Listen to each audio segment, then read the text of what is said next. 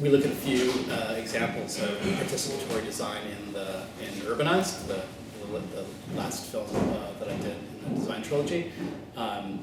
One good example that is pretty well publicized is Alejandro Aravena and Elemental in Santiago, Chile, and their social housing projects there, where they're really involving the people that are going to be using those spaces in the design.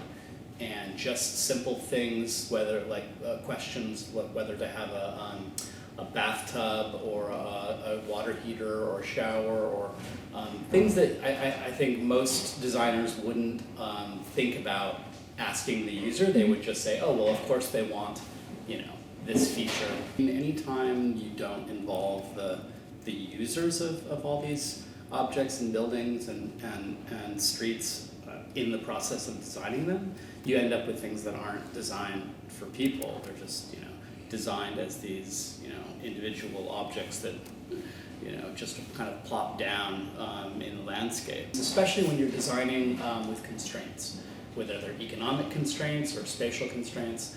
Having the users involved in that conversation can, I think, really help make the designs more efficient and more cost efficient too. I always think it's usually not more expensive to design something well, but it just takes maybe a little bit more time and a little bit more thought to do it. I think that's a different philosophy. I think most of the time politicians or administrators or even architects, they sort of design in this bubble, and they're really not thinking about how this object is going to be used. They're thinking about the object unto itself, and not thinking about the context.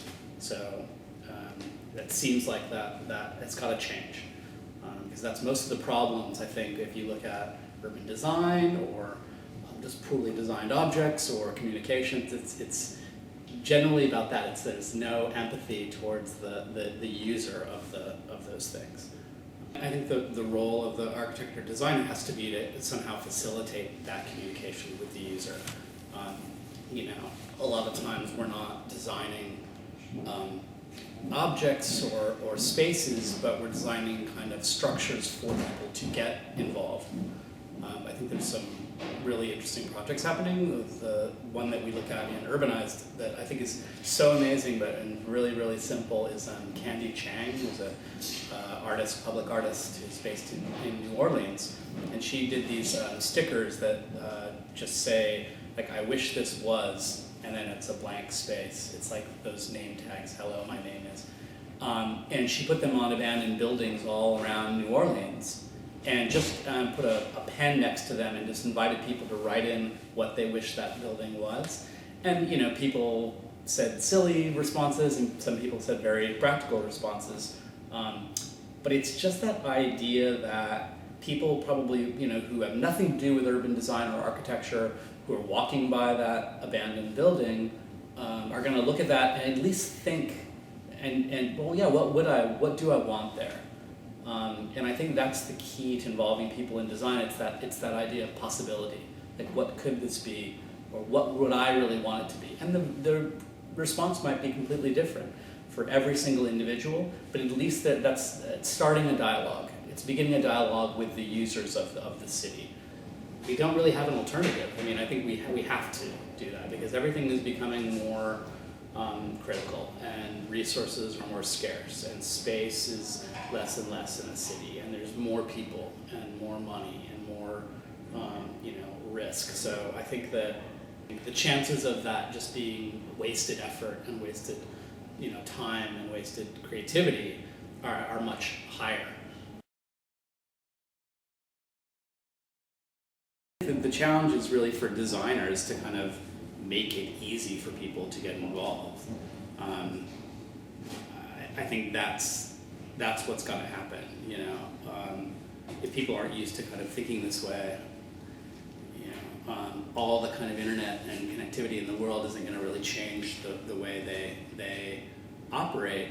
And I think that's the challenge for designers, is to kind of make platforms that do get people involved, who might not ordinarily get involved in crowdfunding or crowdsourcing or any kind of participatory platform on the web.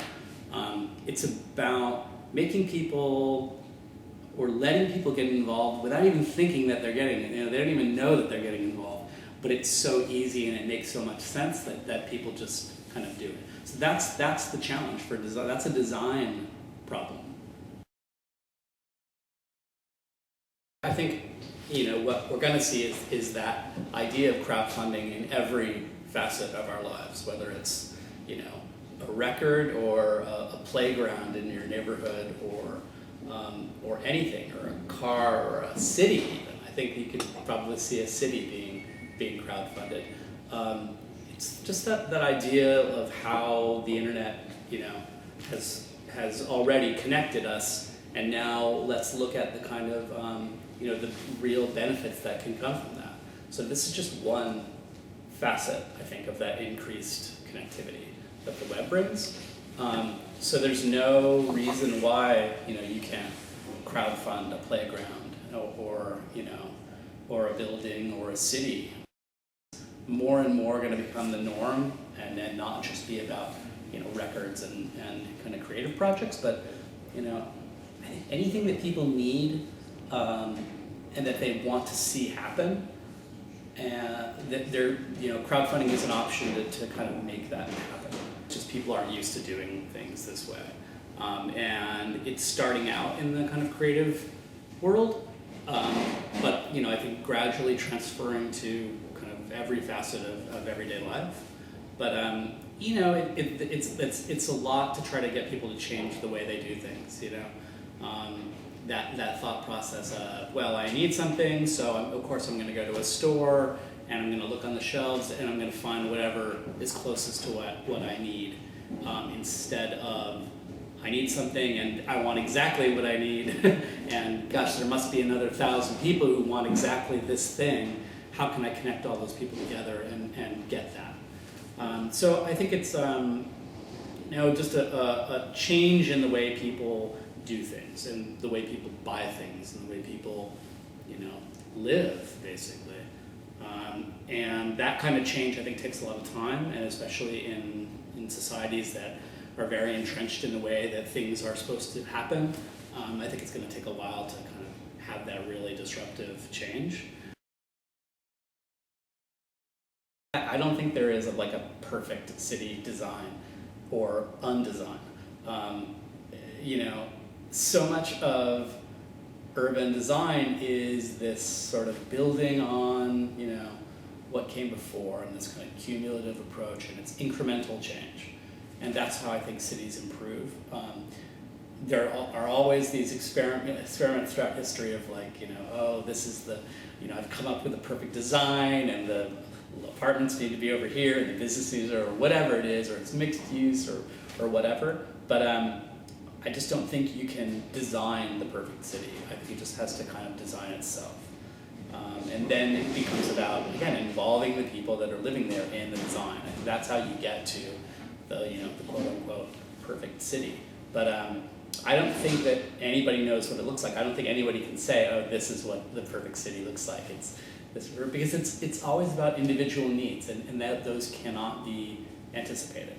And how human beings change, and how societies change.